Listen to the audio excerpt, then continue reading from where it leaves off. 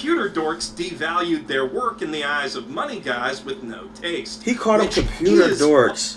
He called them computer dorks. You fucking... See, now your name is going to be a joke.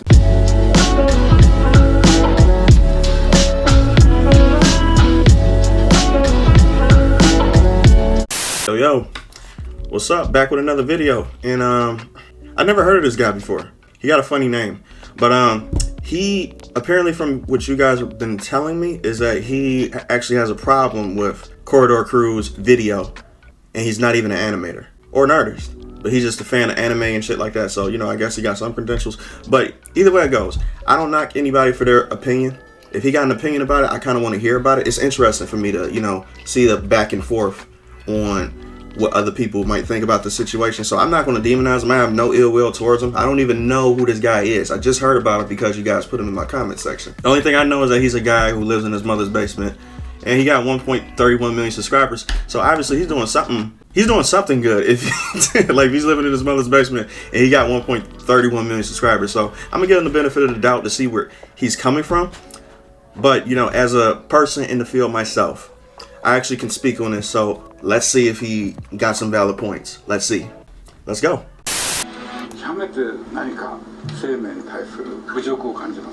Okay, before I get heated, and believe me, I'm about to get heated. How'd you get Let heated? me say up front that I've long had immense respect for Corridor Digital as visual effects artists and YouTube pioneers. Okay. When I was younger, I thought the whole video games but real life thing that they and Rocket Jump were doing was some of the best content on this entire platform. And their anime parodies are nowhere near as funny as Mega 64's RDC Worlds or Anime Crimes Division, but as far as the visuals... I do agree with that. RDC World is on another level. RDC World is fucking funny as hell, but I do love Corridor Crew's shit because, to me, they're more talented because they're visual effects artists. You know, of course, they can do, you know, they can make the effects look better than RDC World, who aren't visual effects artists. They're just a bunch of guys who came together in a house and decided to make funny content dealing with anime. So of course on that side they're going to be better, but Corridor Crew's production value is of course going to be better because they're visual effects artists. So comparing them two is not even going to be a thing. They're completely different. Direction went, they nailed it every time. Certainly better than most Hollywood movies that have tried to do anime. And I know, I just watched all of those and I'm still so tired. But not even that took as much out of me as the 2 pieces of content the Corridor Crew just plopped onto my feed this week. Okay, let me hear it. The first of those, Anime Rock Paper Scissors, actually had me intrigued at first with a casual glance at the thumbnail, emphasis on casual glance. It's always exciting to see outsider artists take a crack at animation, so long as they have proper respect for the medium. Excellent. However, after... What does he mean by proper respect for the medium, though? Like, see, I don't understand this, you know, this whole thing about, like, having, you know, like, doing it the right way or having proper respect. I don't get that. Like, so I don't get what he means by that. Like, let me see. Actually clicking that thumbnail, it took me all of a second to realize that Corridor absolutely did not, and this was just another one of those crappy Stable Diffusion anime filter monstrosities that have been polluting every corner of the internet lately. Admittedly, it was clear that Corridor had refined the process substantially to make something that looked less overwhelmingly ass-like than your average anime TikTok dance or, say, the latest Linkin Park music video. But while it was way less flickery than any of those, the end result still looked like a particularly hot and sweaty piece of ass with bizarre nightmare faces all over the place. Okay, so the reason why this is going to be hard to critique him, this is his opinion. I can't really say that what he's saying for him is wrong, but I know how I look at it as a creative. He's a person who's you know, who's an admirer of the industry, right? So he has a particular taste. He got a particular way that he like his stuff to look. So I get it. Him seeing this is going to be different than how I would see it. I don't see this as, you know, crappy, whatever he used. He said TikTok videos or the Linkin Park video. I look at all art as art. If you're able to put your mind together to something, if you're able to come up with a concept of something and you are able to get a team together, have ideas, brainstorm. How are we going to do this? How are we going to do this back scene? How are we going to do this turn shot? How are we going to stop the flickering when that technology didn't exist until we tried it ourselves and we refined it to get it to look the way we look in rock, paper, scissors. To me, that's art. Creativity is art. I don't understand this gatekeeping shit. I really don't. I don't understand the okay, we do it this way over here, and if you don't do it this way, then you're not respecting our field. No, we are in the creative field. All creatives are meant to innovate shit, to make it better for the next generation, to do it differently for the next generation, to pick up if they want to. If they want to stay traditional, they can stay traditional. And if they don't want to do it, if they want to progress forward, fine. I don't get this whole, like, if you don't do it this way, then you're... Let me give an example right quick, right? Like when Elden Ring came out. Now see, I'm a Souls player in general, right? But I'm not a gatekeeper Souls type of player. I'm pretty sure you guys know who these people are. What most people in the Souls industry who were gatekeepers, they were mad that summons actually existed in the game, right? Me, on the other hand, I don't care about it. I don't care that they introduced it. Most people said it made the game easier. You know how to not make the game easier? Don't use the summons. It's as simple as that. And they're getting pissed at the very fact that the summons are even allowed in the game for people to access it, new players to come in and to play the game and stuff like that for the very first time. They have no clue what they're in for when it comes to Elden Ring, but it makes it easier for them to get into it when they can summon shit. That's for them. But for the hardcore players, fuck the summons. I don't even use the summons. I don't use summons at all. I don't even summon people into my game when I'm fighting bosses. That's how I am. That's how I enjoy the game. But if somebody wants to enjoy the game on that side and doing that way, let them do it. It's not ruining your fun. There's some shit I don't get. With bizarre nightmare faces all over the place, distracting glitches galore, and, of course, the hands, oh Haruhi, the hands. These guys apparently spent months dialing in the settings on their AI just to make something substantially less appealing than what Joel Haver can do with just a little bit of actual drawing with his mouse in a couple weeks. And if they'd left it at that, I probably would have just rolled my eyes, left a dislike, and gotten on with my life. Oh, Jesus. But Corridor had the audacity to drop another video that same day, the one you saw at the start of this one, titled, "Did we just change animation forever?" And yeah, so he has no clue what he's talking about right now. So that's the thing. Like, he's talking from a fan's perspective, and I get it though. You know what I'm saying? Like, it's coming from a point of ignorance. So he really don't understand what that video was for. He's not looking at it like how an artist would. He don't see what I see. Okay, so he's gonna have to be educated a lot more. Like, he's gonna have to talk to an animator personally for him to know exactly what this stuff is. Because for me, this AI shit, just because he saw a shitty project or whatever, he's not looking at the bigger picture. The bigger picture is this is going to make it much easier for animators to work. This is heaven sent for me. It's straight up heaven sent for me. Especially for people who don't have the money to get their own studio. This is shit you can do yourself. To get high quality results at a faster rate without diminishing your quality and your expertise. That's what this is for. That's how I'm going to use it. If somebody want to use it a different way, so be it. But how I'm going to use it is going to be the way for me. I don't have no ego in this. I'm not going to be like, yo, I'm a traditionalist. I'm gonna stick to the traditional way I do it. I'm gonna animate every single frame because I take pride in what I do. No. Get out your ego. Get out your fucking ego. It's not about Jesus Christ. That made me so mad on so many levels. Why? That I had no choice but to throw together this entire response just to say, boy, I fucking hope not. To be clear, I'm not just saying that because their anime looks like ass. In fact, I'd only be shouting this harder if it didn't, because it needs to be said.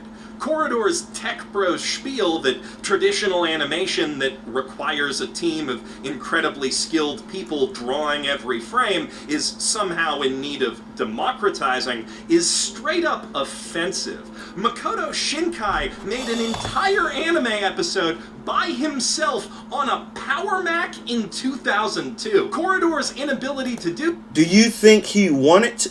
Well, most people don't fucking understand, right? Back in the day... Oh my God. Do I really have to explain this? Okay, so listen.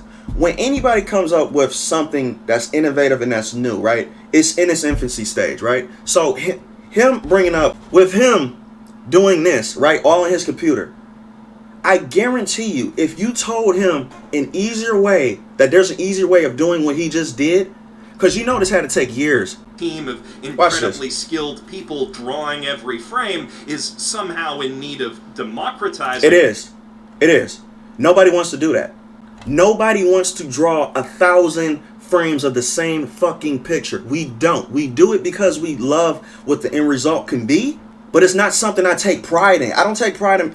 Man, the last animation I did, if you guys will go on my profile right now on my YouTube channel, there's a lo-fi video. I animated that YouTube video. It's a very simple video with the cat like flickering his tail up, it's jumping off the chair moving, her hand moving and stuff like that. You know how long that took?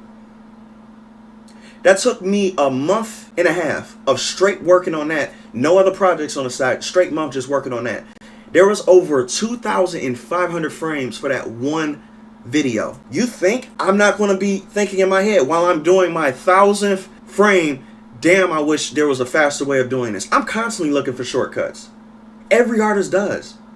I don't get how people outside of the art industry think that we have so much of an ego that we literally be like, no, I take pride in this. I take pride in all those 2,600 frame shots that I had to draw individually that took me literal months and years to do, when I could have just found an easier way to do it. No, fuck that easier way. I have pride in what I do. I want to do that by myself. It's stupid. It's stupid. And you only think this way when you're an admirer and you're not doing the actual work. I guarantee you he would have been like, hell yes, give me an easier way to do this.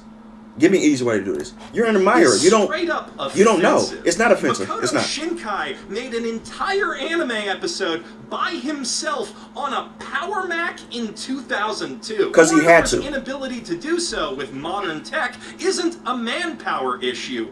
It's a skill issue. And was fucking not. It's not a skill issue, man. What the? This person is ignorant. Yeah, he's ignorant. He's ignorant though. Like, so I can't get too mad because he's ignorant. But the fact that he's speaking on this with such confidence gets me a little pissed off, because it's like you have no clue what you're talking about. You don't. You're trying to speak for him, and you're trying to speak for Corridor Crew. It's not a skill issue. It's not.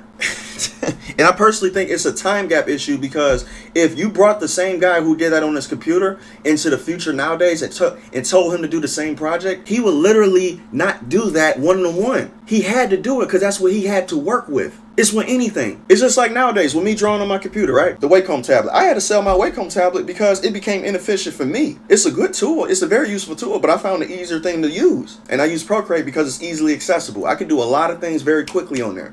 But I am limited to space and shit like that. But still, if I find the next better thing, I'm going to move on to that. Our job as artists is to find an easier way to do our work without diminishing quality. That's what we do. God, I don't understand this point of view. This point of view is stupid. I think the people who've spent their lives cultivating that skill deserve to keep getting paid for it, and in fact, be paid a lot more. Now, see, I do agree with being paid a lot more, because, like, so I do. Now, see, the one thing about me, I don't technically work. I don't work in the industry. I'm a freelancer, so I control my entire destiny. And I would prefer artists to do that nowadays anyway, especially how the climate is going now with social media exists. You got Instagram, Twitter, Facebook, YouTube. There are so many ways you can get paid and create your dreams as an artist nowadays than it was back in the day, to where you literally just had to apply for a company, go into it, and basically do your animator job there, and you're at the studio's beck and call. Nowadays, you don't have to do that. You can do your own personal projects at home with your own setup. You don't have to work for a studio. You can put projects out on YouTube. You can bring a team of people, of like-minded people together, and create to your heart's content on YouTube without working for a studio. And then in the long run, you might not be getting paid as much, but eventually, once you start building up a fandom of your stuff, the possibilities are endless. That's the difference between back then and now. Possibilities are fucking endless. There are so many artists that I follow on Instagram that I learned from, who are straight independent people. They don't work for companies, nothing. Making a killing. Making more than any artist in the field to date by doing literally just what they want to do. And they're self-funding now. Now, I'm not saying everybody can do it, but if you work hard enough, you can. I'm in the process of doing that right now. So that's how I know it's possible. There are so many possibilities for artists to do now. It's ridiculous. So I can't really speak on the industry, people. If you want to work in the industry, fine. But this technology for me, since I'm an independent owned company, it's beautiful for me. Let me just listen to this, man. I'm pausing because too much. some computer dorks devalued their work in the eyes of money guys with no taste. He called them computer dorks. He called them computer dorks. You fucking... See, now your name is going to be a joke now. Your name is going to be a joke. You live in your mother's basement and you call them computer dorks. Where is the self-awareness? Oh, Jesus. What will happen if the technology and processes Corridor are advertising and apparently tutorializing behind a paywall on their website do take off? And an impact that, I must stress, would be felt on a different industry from the one they're actually in.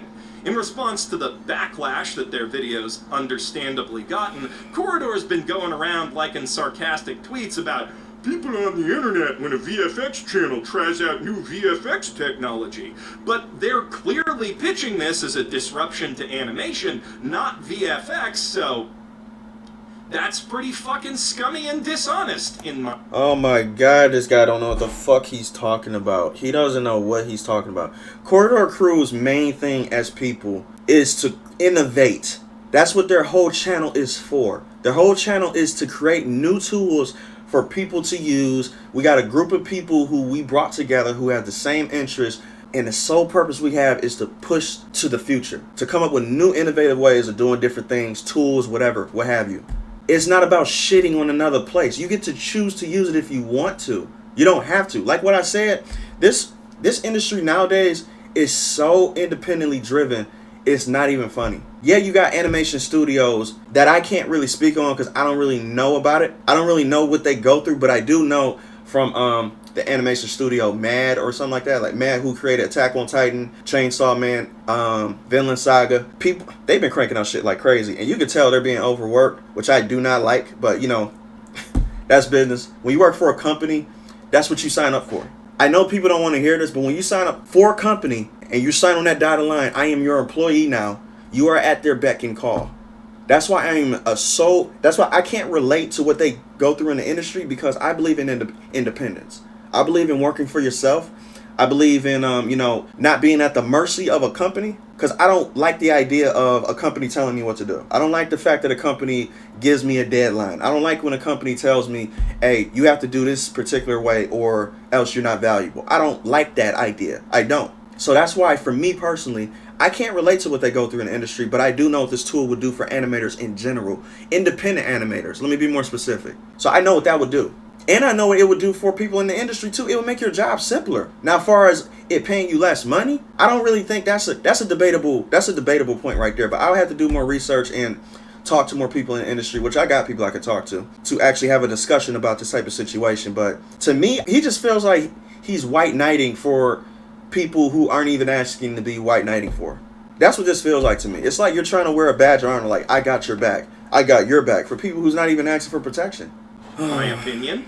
But the scummiest thing of all is how they achieved the specific look of that short, which they elaborate on in their behind-the-scenes video. Yes. See, in order to get their AI to produce consistent images for each frame, instead of having every frame look like a completely different anime, they had to train it on a series of many different images in the same style. Exactly. And if they were interested in making something with even a shred of artistic legitimacy, instead of advertising how to cut animators out of animation, they could have hired an artist or two to draw up the model sheets their AI would use, but instead they just went and stole a bunch of frames from Vampire Hunter D Bloodlust and trained their computer to plagiarize the distinctive shading and color work of anime legend Yoshiaki Kawai. Okay, let me shut this shit down right now. Let me shut this down right now, okay? Because this is very hypocritical. The fact that he basically said this. Okay, so let me go back again, because I gotta be very thorough. Instead, they just I gotta be very thorough. They could have hired an artist or two to draw up the model sheets their AI would use. Now, I do agree with that. I gotta give him a point on that. I do agree with that. If you want something original, if you wanted something, that you can tell an animator to do or an artist to do, like, listen, I want this new art style. I want this to look exactly like this. Are you able to do it? I've seen your body of work before. That's why I'm bringing you in. Are you able to make a couple, maybe 16 reference photos that the AI machine can actually use so we can achieve this look for this animation project we're doing? Sure, I'll do it. Draw up 16 pieces, send it to them. That's your job as an artist done. You send it to them, bam. I do agree with that. But I don't agree with this. But instead, they just went and stole a bunch of frames from Vampire Hunter D Bloodlust and trained their computer to plagiarize the distinctive shading and color work of anime legend Yoshiaki Kawajiri. There's no such thing as plagiarizing an anime style. I want people to really think about this right quick. Because I'm about to say something that people don't really talk about at all. Artists plagiarize. If you want to use this as your talking point, let's keep it real. Artists plagiarize each other all the fucking time. Every time you can go on Instagram right now and see an artist and see 5 or 6 artists with the same art styles because they were inspired off of each other. You might see slight differences, like, oh, how they render the hair is a little bit different. Oh, how they render the skin is a little bit different. Oh, how they did the clothes shading, the poses is a little bit more dramatic. We are an inspired driven industry. Inspired driven. Do you think that Vampire Hunter, the artist who did that, you think that he wasn't inspired by somebody to get the look that he got? The point is this. We get mad at a machine grabbing inspiration from other people's works because we are unfamiliar with it, and it's because it's a new thing. So that's the reason why we're focusing on it right now. We've been doing this for fucking years. All artists do, ever since Dragon Ball Z came out, every single show wanted to look like Dragon Ball Z. Every single show.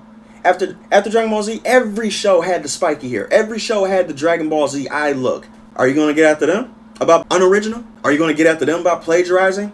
No, you're not. You're not at all. It's hypocritical. This whole AI hate train is so fucking hypocritical, it's not even funny. Let me hear this bullshit one more time. Let me hear it one more time. Could have hired an artist or two to draw up the model sheets their AI would use, but instead they just went and stole a bunch of frames from Vampire Hunter D Bloodlust and trained their computer to plagiarize the distinctive shading and color work of anime legend Yoshiaki Kawajiri. Okay, so again, I have to stop it again. It's not plagiarizing if you take inspiration from something that already exists. We do it every day. We do it with movies. Isekais do it in anime all the fucking time. Are you literally going to say that that the next anime that comes up with a boy dropping into a new world and he's the hero in an anime is plagiarizing an isekai that did it before? Are you going to say that storyline is basically plagiarism? This shit drives me insane because it's so biased. It's literally biased though, for real. But oh Jesus Christ, this is hard to watch, and this is only a 22-minute video. It's hard to watch because for me it's so simple. It's so simple for me to see the flaws in what he's saying. And I can clearly tell he's ignorant. He's not a part of the field. I wouldn't even be having this discussion if I was talking with an artist. An artist would just automatically get it. But he's an admirer, and he got 1.31 million subscribers. And he's telling this to a lot of people. So as an animator and as an artist myself, this is straight wrong. This is hypocritical. Like if an artist was to say this shit would be hypocritical. Now, the second I said that, I know some dipshit jumped down to the comments to say, the only difference between an AI reproducing an art style and a human artist doing it is the time it takes. Because that's been the default defense against accusations of AI art theft in the comments of Corridor's video and across the internet. So, here's why that's an incredibly wrong and, more importantly, stupid thing to say. Humans cannot perfectly reproduce the work of other humans without tracing over it or using a mold or stencil. Inevitably, in the process of trying to do so, any human artist will end up applying their own creative interpretation to the style that they're aping based on their own unique experiences studying other people's art, developing their own artistic techniques, and just living life. For hopefully obvious reasons, all arguments in defense of AI plagiarism are forced to fall back on that first point: studying art. Stable Diffusion was trained by feeding millions of pictures and drawings from across the internet into a compressed dataset, which it then uses to predict what shapes and colors ought to go where in a new image. When you feed a bunch of anime images into Stable Diffusion and ask it to reproduce that specific style, it uses all that data to fill in any gaps. Now, AI proponents argue that this is fundamentally similar to how a young artist or animator might train themselves by copying art that they enjoy, and thus what Corridor did is no different than asking a human artist to trace over live action in a certain style.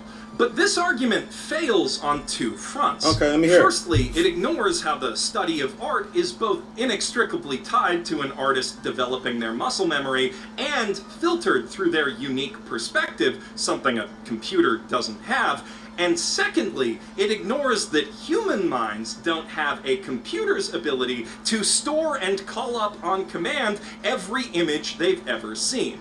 Tim Rogers notwithstanding. When you break it down, AI drawings aren't really drawn. If we must define them in terms of human art, they're much closer to a hyper-advanced form of collage. And collage can be transformative art in its own right, even if it's... So what's the issue? What's the issue? I'm not seeing the issue here. I am not seeing the issue at all. What are we even talking about here? Copyrighted material, because the human making it is still applying their own creative interpretation in selecting and arranging that material. And AI basically does the same damn thing. In the Corridor Crew's last video, he literally had 16 renditions of his character model that was different every single time. So it's the same damn thing. It's not going to be consistent. Nothing is going to be consistent. It doesn't and can't apply its own interpretation to the composition of anything. That is also copied from the artists and photographers whose work it's been trained on. So, unless the AI developers also own the rights to literally all of those images, it really is just plagiarism with extra steps. And most of those steps are also a form of plagiarism. No, it's transformative art because it takes something that already exists and makes it its own. That's exactly what it is. It's not using a one-to-one image that already exists. It's impossible for that to do. That's literal plagiarism. If they literally take the image that they got from the internet and it looks exactly like that in the final form, that's straight plagiarism. But if you take an image from somewhere as a use of reference, and you put it into an AI machine, and you let the AI machine decipher how that image is looking, that is transformative content. You do it all the time with YouTube. I do it all the time. Me watching Corridor Crew's video is like me taking their video and putting it into my domain, and I'm commenting on it, making a transformative piece of content. That's all this is. There is nothing wrong with AI is doing. It's just the preferences that people have with the device on how it's being used. That's it. There's nothing illegal about this. I can take 6 images. Matter of fact, I got a whole reference folder on my computer right now full of images that I took from the internet, especially when it comes to backgrounds. To me, I'm not though. I'm not the best background artist. I'm a character designer. So what I do is I take a bunch of references from different photos across the internet. I'm like, I like how that look. I like how that look. I like how that look. I kind of want a mixture of that. And then I look at that as a point of reference and I transform it into something that's my own. That's not plagiarism. Stop using this word. I know what it means. Trust me. And most of those steps are also a form of plagiarism. No, it's not. The Corridor Crew did a bad thing here, is what I'm saying. Though, at least they didn't... you need to look up the definition. 1 second, guy. Because this has to be talked about, all right? Because, see, this is just stupid.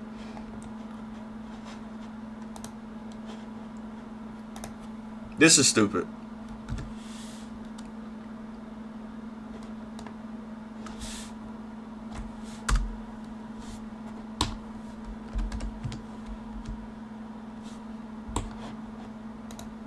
Okay, let's look up the fucking word of plagiarism, right?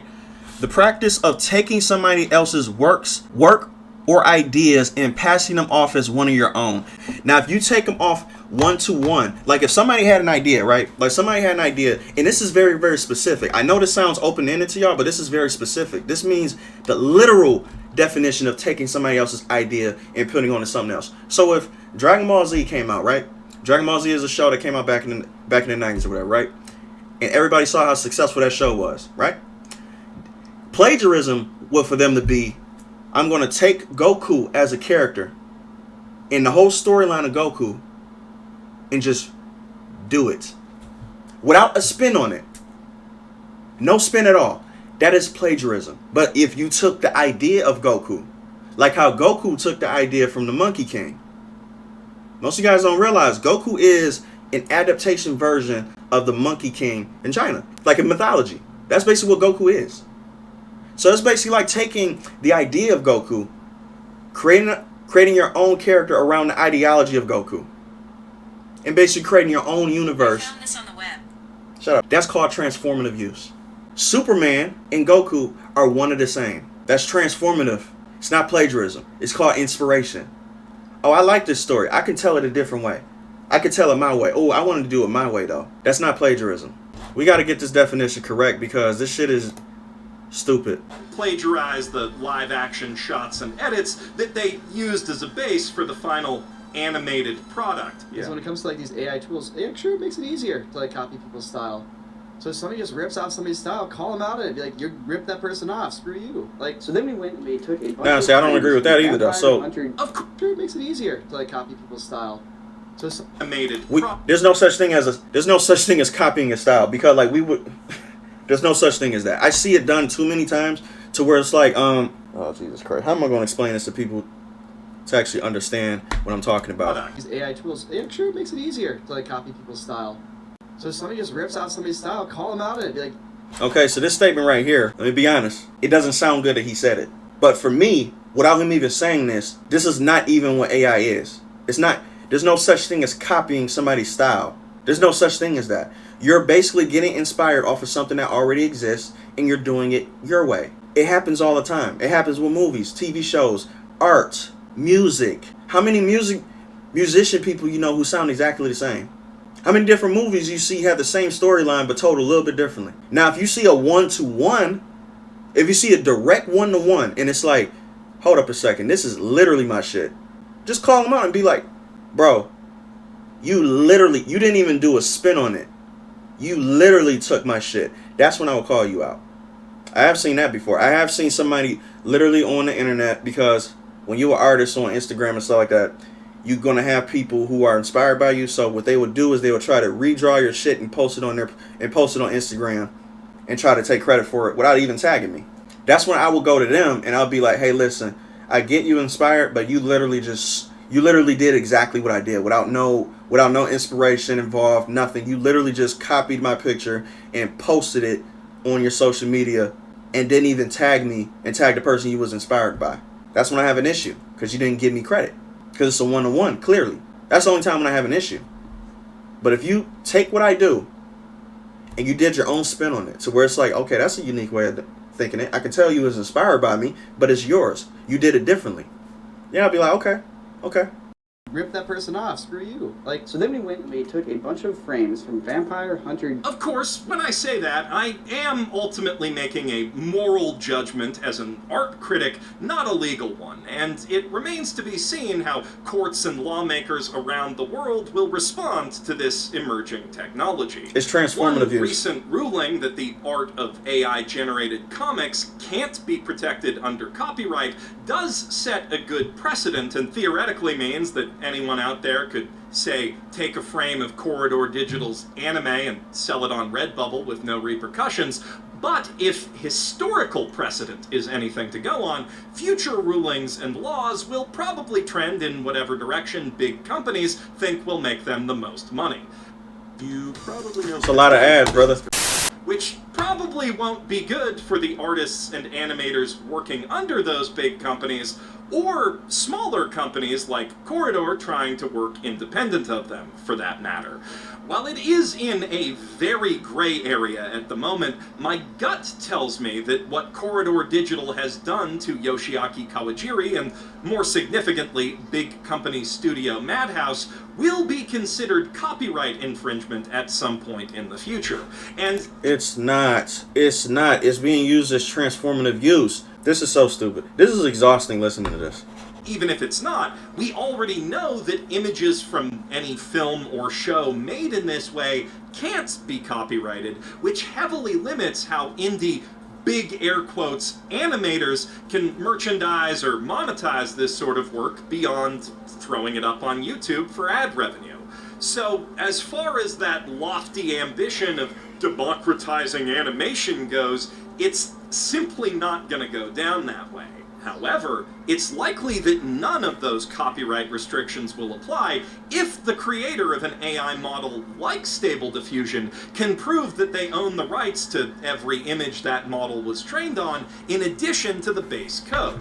They shouldn't have to. No. You shouldn't have to literally have the rights to every single image you feed into the AI machine. It's just like me looking on Google and I'm looking at all the different references from that I'm going to use from my projects.